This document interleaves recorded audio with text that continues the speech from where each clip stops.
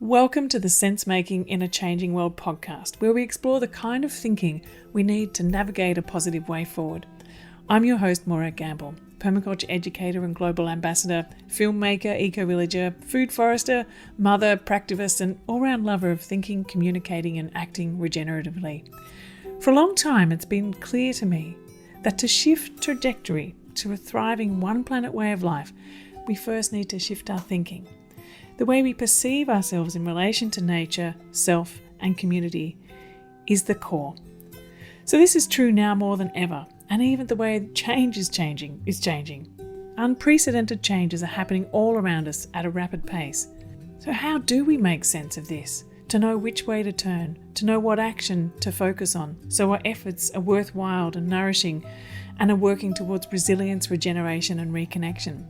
What better way to make sense than to join together with others in open, generative conversation? In this podcast, I'll share conversations with my friends and colleagues, people who inspire and challenge me in their ways of thinking, connecting, and acting. These wonderful people are thinkers, doers, activists, scholars, writers, leaders, farmers, educators, people whose work informs permaculture and spark the imagination of what a post-COVID, climate-resilient, socially just future could look like.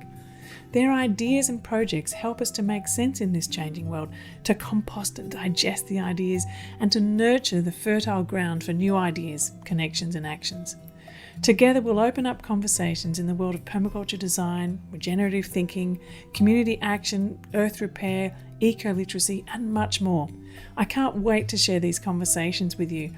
Over the last 3 decades of personally making sense of the multiple crises we face, I always return to the practical and positive world of permaculture, with its ethics of earth care, people care, and fair share. I've seen firsthand how adaptable and responsive it can be in all contexts, from urban to rural, from refugee camps to suburbs. It helps people make sense of what's happening around them and to learn accessible design tools to shape their habitat positively and to contribute to cultural and ecological regeneration. This is why I've created the Permaculture Educators program, to help thousands of people to become permaculture teachers everywhere through an interactive online dual certificate of permaculture design and teaching. We sponsor global perma-youth programs, women's self-help groups in the Global South, and teens in refugee camps.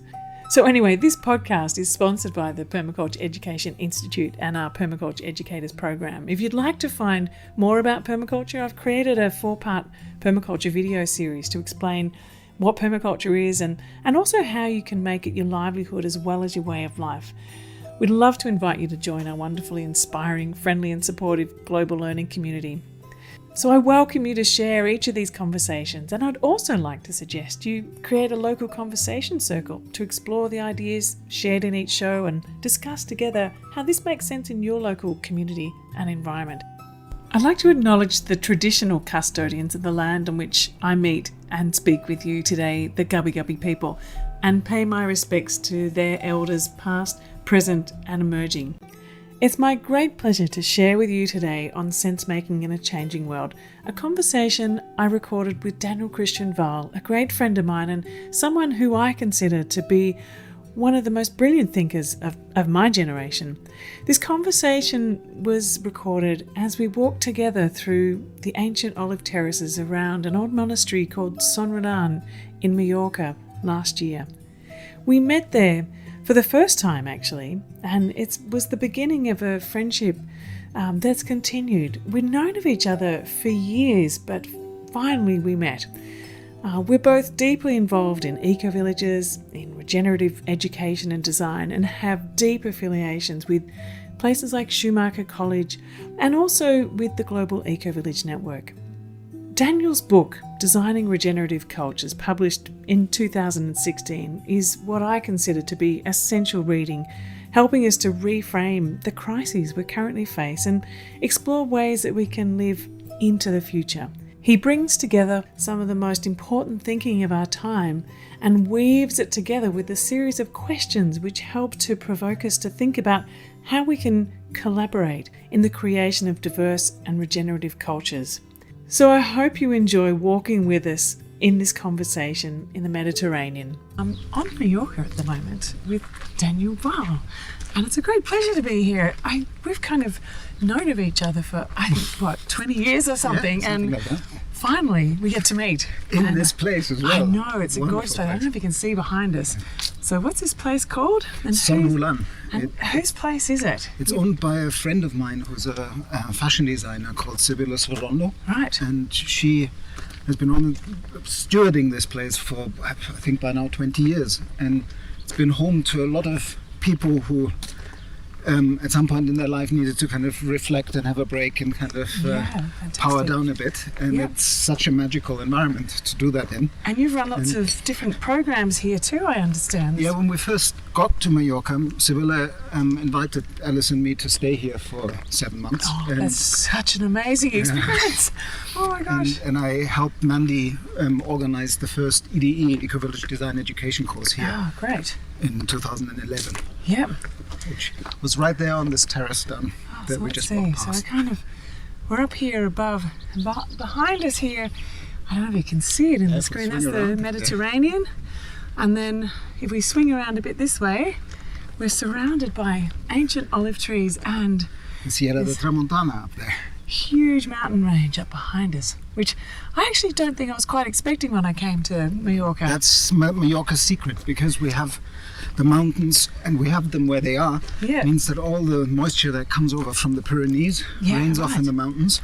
And we have pretty lush green area in the mountains, and then on the other side of the island it's almost a semi-arid desert. So what brought you to Mallorca in the first instance? I mean, you're German, aren't you? I'm German originally, but ever since I been a little boy, like 6 months old, my grandmother took me to Italy for my holidays. Oh, okay. So basically, by the time I was 18, I'd already spent 1.5 years in the Mediterranean, near the Mediterranean, and realized that one doesn't need to live in northern climates if one chooses to do otherwise.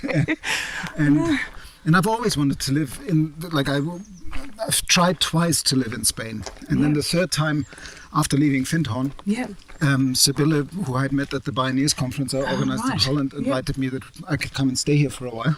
And I also really liked the idea of Mallorca being a case study site for bioregional development. Because after my time in the Ecovillage movement and also helping with transition town initiatives at the beginning of the transition town boom, I sort of realized that the scale at which you can create a really regenerative sustainable system is bioregional and not quite so small as I had thought for 15 years. Like this whole self-sufficiency story that a lot of people get into in the beginning, I realized that to really create resilience, you have to create it with lots of people in your region and with lots of communities in the region.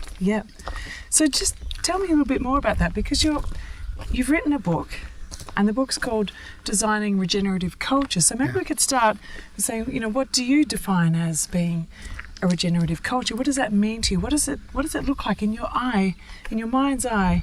If you imagine it, what do you see? Well, first of all, it's really important that it's designing regenerative cultures, that it's plural. Because I think that these cultures have to be very carefully adapted to what I call the biocultural uniqueness of place. So the local ecosystem and its opportunities and challenges, and the whole history of the local culture and who lives there and their stories. So each regenerative culture will express itself differently depending on their history and their place. And for me, because everything keeps changing continuously, it's really about the capacity of the people in that place to live in ways that leave the place more bioproductive, more abundant, healthier, more valuable in all ways, not just in terms of human value, than they've received it from their forebearers. So it's about healing the landscape, restoring ecosystems, and making them as bioproductive as they can be, which is what you've been busy with all your life. So I was about to ask you though, so in order to do that, what's the type of education that we need to support that unfolding or the emergence of these cultures that you're talking about? I think, like, first of all, we need to get off the mindset that education is something that you do in the first third of your life, and then you just work, and then you get retired. Yes. Like, we have to rediscover education as something that is a lifelong process of educare, drawing out our full potential. And the potential changes as we gain experience and our surroundings change. So it has to be lifelong learning. Yes. And I think we know a lot of wonderful educational initiatives that both you and I have been involved in the Ecovillage movement, Gaia Education, Gaia University, the whole Permaculture network, the Regenerative Agriculture, and all those networks that are doing wonderful work. Other people like Otto Scharmer with Theory U and all these processes. We need a holistic education that enables people to do this regenerative work in their place. Yes. So one of my mentors from the Regenesis group in their regenerative practitioner training, they really highlight the importance of capacity building as part of working regeneratively. And so when you say that, what do you mean by capacity building? In what way? Capacity building it's all the dimensions. It's like in the Gaia Education curriculum, we have the social, economic, ecological, and worldview dimension. Yeah. And I think we've created an education system that creates too many generalists, and we now have all the information stored at our fingertips through computers that we really need generalists that know how to integrate and synthesize and connect information. And that requires being able to talk to people. So it's communication skills. There's also how to run a project and how to budget it and how to fundraise for it and all those kind of things, or have innovative ways of funding it. So you have to have some kind of economic literacy too. Yes. Social literacy, economic literacy. But then, of course, all the ecological literacy that we can draw out of permaculture and other such methods that have studied the patterns in nature and have tried to invent human ways that connect with these patterns to enhance them, because we are part of nature, we're not separate from it. They also can meaningfully inform how we do business and how we build our communities. And I think that it's the big challenge, we talked about this yesterday, is that can we create the network that now that we're at this critical point in human history where I believe that if we get it right, we will upskill millions of people in the next 5 years to do this work. And I think my mind started going a buzz when you started talking about the scale that you're talking about. I think it's absolutely critical, but it sort of bounced me out of my kind of thinking about local and community and even bioregional, because what you're talking about is it's kind of like a global awakening. Yeah, but it's local. It's locally grounded in the story of place, in the biocultural uniqueness of place. Yeah. But I think we're sort of at the brink that at least a percentage of the people who are part of that elite monetary class that has now amassed vast amounts of money are beginning to realize that they will not be able to enjoy that money if the planet goes to ruin, and we're going there fast. And so I think the money will be made available to train up these people. And so that means all the organizations who for years, 30, 40 years, some of them, have been struggling in skilling up a few permaculture teachers a year. Like, how many do we get to? 10,000 a year if we're lucky, globally. And it's amazing. But at the same time, it's not enough. No, it's not enough. And so I envision bringing all these players together to at least make visible this pathway that already exists, that somebody could take to really become part of the regeneration rising, to find their path in all this, to maybe specialize a little bit, say I'm more of a facilitator guy, or I'm more of a agroforester, but to at least know the value of all of them and how they talk to each other in a regenerative system. And so how do you see all of this linking in with the major movements that are emerging now? You know, the climate action. Well, I just this morning had a real moment, like I was watching all the footage from last weekend in London and the Extinction Rebellion. And as much, I mean, it's good friends of mine are activating that, but I'm not 100% sure maybe rebellion speaks to a certain age group in a way that you get more excited about joining it.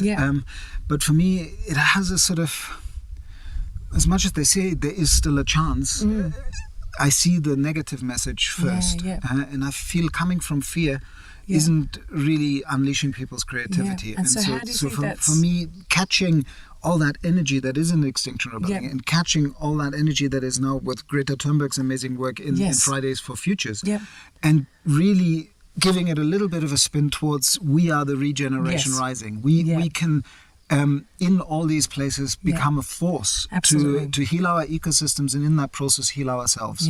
And then to really also challenge these silos we're still in. I don't think that the world of the 22nd century will be a world of nation states. It will be a world of people being carefully adapted to their bioregion in global collaboration. And so all this thing that we're still holding on to of national identities and stuff, they'll take generations to be absorbed and not become so important anymore. But we need to start realizing that we're one humanity on one planet, part of the community of life, and either we express that we are part of the community of life. I think Janine Benyus nailed it with saying life creates conditions conducive to life. And as life, we are capable of creating conditions conducive to life. And should we start? That's what we need to do. So there's a couple of things that you've just said in there. One of them being about just slightly turning, or slightly. Well, it's something about. There's this movement rising, and I feel like all of the work that we've been doing in the Ecovillage movement, the Permaculture movement, the bioregion movement, like for decades, all this work is there kind of waiting and for this activation to happen. But my question is about how do we turn on, how do we kind of connect the two so that it's this fluid movement? Have you got any ideas on that? I'm still waiting for it to happen to some extent. Like I've reached out to some of the voices in the Extinction Rebellion, and I mean, for example, George Monbiot really picked up on Jeremy Linn's work and a little bit on Keith Raworth's work, but I've not seen him fully embrace this idea of the regeneration rising and all the kind of regenerative movements around the planet, which is exactly what he's calling for. So I think we really need to. Certainly in my work, I try to make these movements visible to each other, and I try to celebrate our diversity, rather than kind of trying to create a sort of storyline around how regenerative is better than biomimicry and better than permaculture.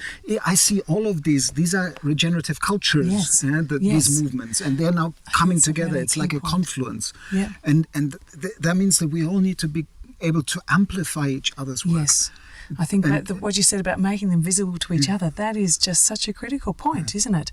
And it is about supporting each other and working with each other, and I think that's going to be the key, because we all want really the same thing, don't we? Exactly. And it's part of our, what do we, you asked earlier, what education do we need? We certainly need an education that teaches us to think in a yes and rather than a no but way. And even I think that in our movement I still find it so often that people pick up on the little bit where they don't like the wording, or they don't like that particular nuance of somebody's way of working, instead of saying, wonderful, we're all broadly aligned and we're all still learning, we're all making mistakes. And so if I didn't quite like the second side sentence that this person, but I love the rest of the conversation, let's not start at the little bit we've got to niggle with. I totally agree with that. And co-create a world that actually embraces our diversity, also our diversity of opinion, as part of our creativity. So what do you think are some of the next steps that we need to be taking in this regenerative movement?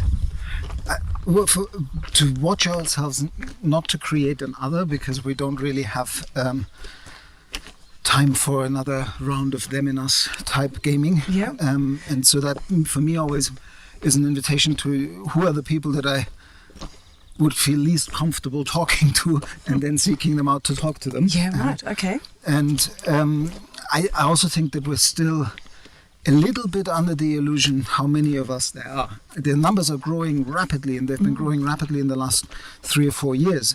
But I think we need to go beyond that into popular culture. We need to engage the arts, the music industry. So you were talking a little bit about this yesterday, about how do we, this process of amplification, this process of connecting the movements.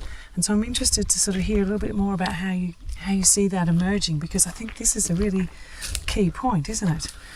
A couple of projects that I'm beginning to dream into with some friends is engaging key people in the music industry to basically create not another Live Aid, not another Woodstock, but something that is an ongoing process of inviting people who write songs and sing and play music to message the grief for what we're losing and the hope for what we can restore, and message this kind of, on the one hand, urgency of avoiding cataclysmic climate change and the shortness of the window of opportunity that we still have, but at the same time message the possibility that we can make it through the eye of the needle, and that we can create a better world together, and that it might take a bumpy ride of a couple of decades, but it's the most meaningful thing you can engage with at this point in human history, or planetary history. It's a way of connecting with people at a different level. It's not about trying to tell them about something or try and convince them about something.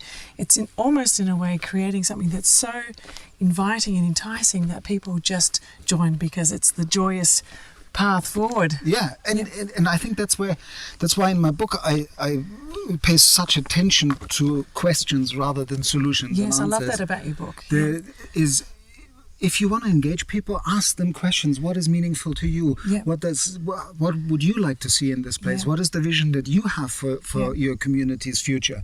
And then really work with the diversity of answers in a way that you can co-create from there. Yeah. And I think that's where we need the creative industries to begin that kind of, to make it trendy and fashionable to ask those questions. Yeah. And so everybody can go out and engage with their community to say, okay, we can't save the world, but what would we do in this place? And the beauty of this at the moment is that preparing your community for a rocky ride of 3 decades of tough climate change and global catastrophes and all that, which is probably ahead of us. So what's that? Building the resilience is actually the same pathway as restoring the system. So re-regionalizing production and consumption, increasing your capacity for local food, cleaning up your local waterways, reforesting, bringing your soil back to life. All of these activities are at the same time climate change reversal activities, and over 30 years will possibly get us through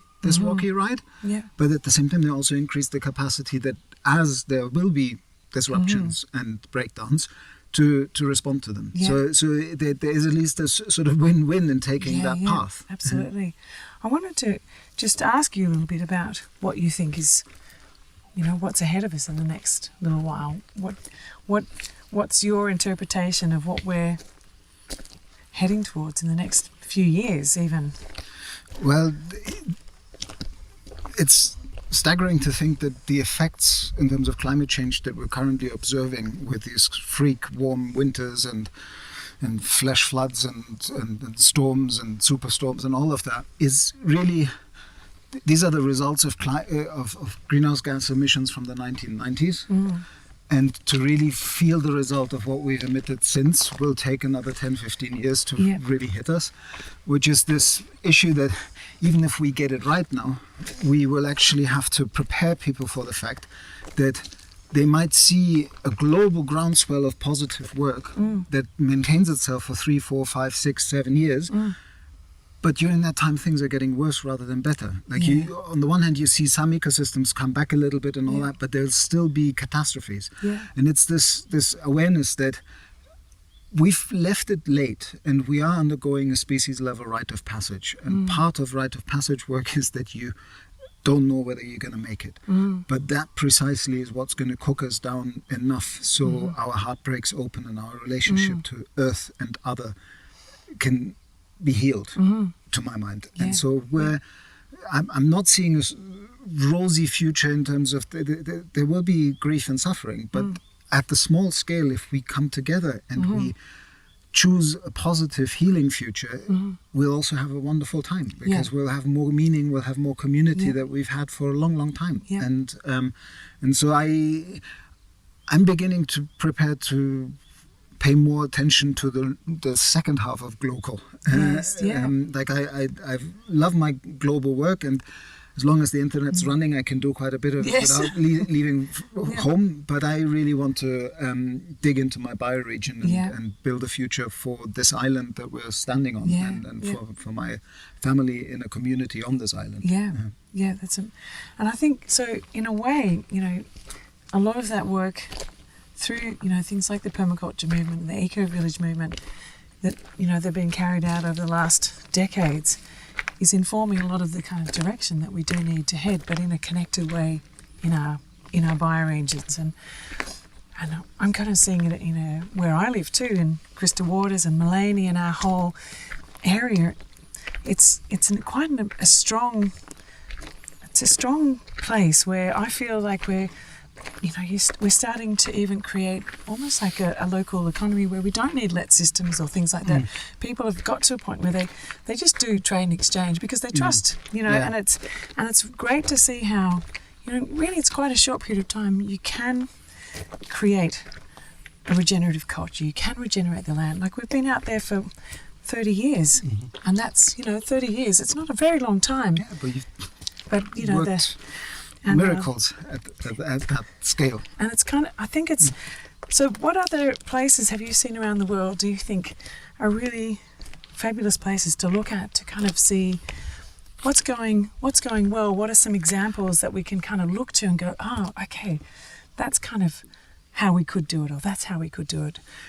Well, I mean, I remember that when Robert Gilman and Diane Gilman traveled around all the eco-villages and looked at them all, and then they kind of came back, and this was in the 1990s, saying that not one of them was a proper sustainable community that would function out forever after, but that if you overlay the patterns that they were all working on, you could create a meta pattern that actually made sense. And so I feel tempted to name Findhorn as one of those places. I lived there for 4 years, and it also has its dysfunctionality still. And these intentional communities, they're more, I see them as pressure cookers for human development and opportunities to really learn fast and experiment with things in a way that is sort of a bit outside of the normal system.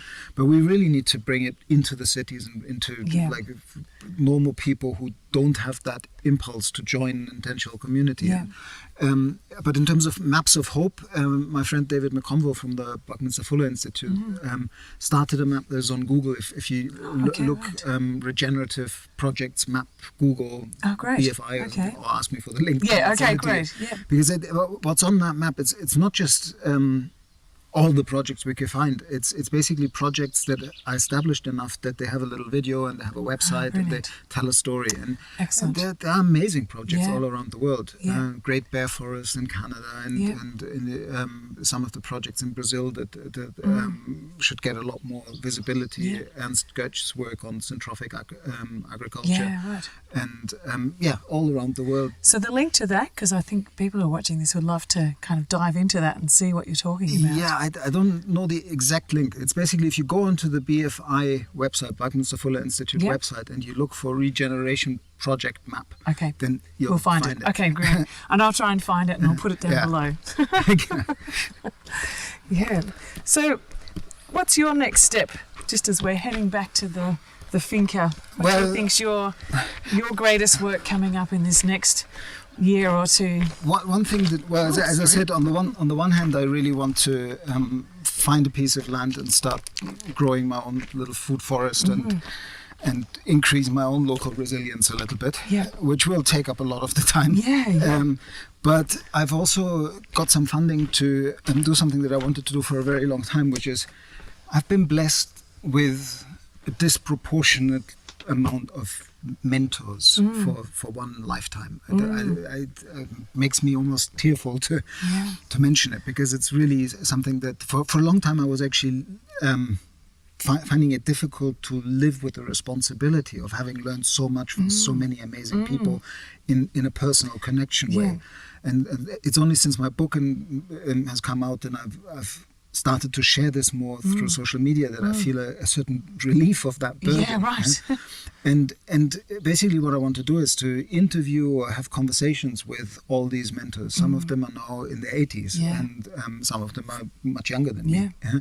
And to basically make visible their work, again, make them visible to each other, make their wisdom known to the people that I've got on social media interested, and basically spreading the good work that they're doing, but doing it in a way that is in a conversation where I can kind of weave the connections between all those pieces they hold. So that's one of my... Well, it's kind of funny you say that, because I kind of feel very much the same. So we should keep sharing our conversations that we have, and because I think it's a really important thing, isn't it? That it is about sharing the stories and helping to evolve a new story about where we're heading. Because that's kind of, I think, how the message does ripple out. It's through those personal stories, through the personal connections, and through feeling into it. I think we need to move out of our heads quite often and actually into our heart, and then create those really practical skills locally that you're talking about, and connect all those things together. And again, I always find, I agree, we need to get out of our heads and into our hearts, but we also don't need to forget our heads. Oh no, of course not. And it's always this being really aware that one of the things that happens a lot in our movement is we're talking about paradigm shifting. I think that there's a danger in the framing of a paradigm shift that is a from this to that. And too often in human history have we forgotten what was valuable about the old system in this frustration with it that then made us swing over to the new system.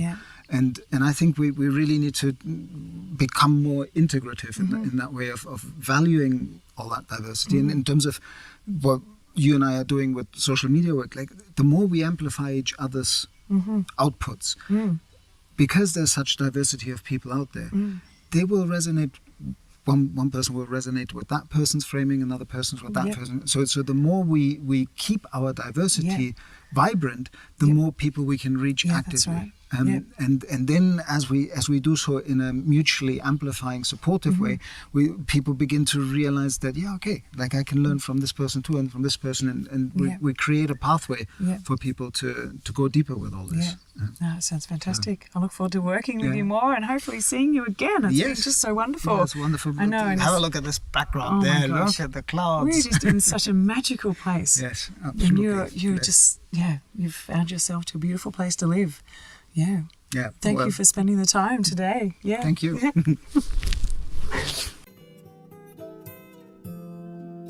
So thanks for tuning in to the Sense Making in a Changing World podcast today. It's been a real pleasure to have your company. I invite you to subscribe and receive notification of each new weekly episode with more wonderful stories, ideas, inspiration, and common sense for living and working regeneratively. And call positive permaculture thinking and design into action in this changing world. I'm including a transcript below and a link also to my 4-part permaculture series, really looking at what is permaculture and how to make it your livelihood too. So join me again in the next episode where we talk with another fascinating guest. I look forward to seeing you there.